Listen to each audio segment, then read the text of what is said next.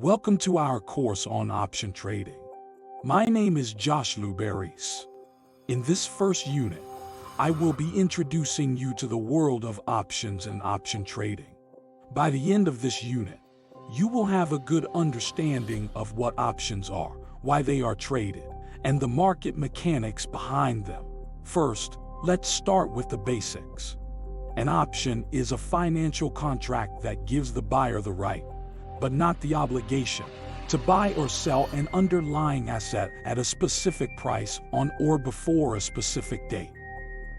There are two types of options: call options and put options. A call option gives the buyer the right to buy the underlying asset, while a put option gives the buyer the right to sell the underlying asset.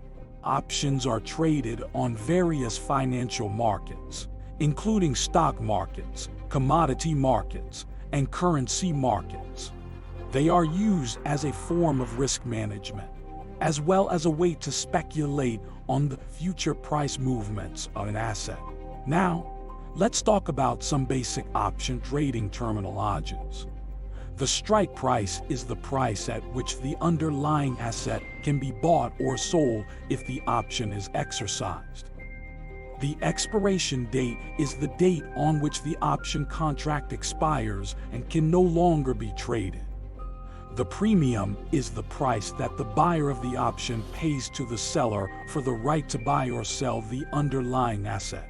In this unit, we will also be discussing intrinsic value and time value.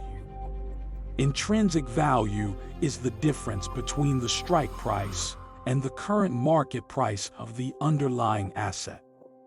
Time value is the additional value that an option has due to the potential for the underlying asset to move in the future.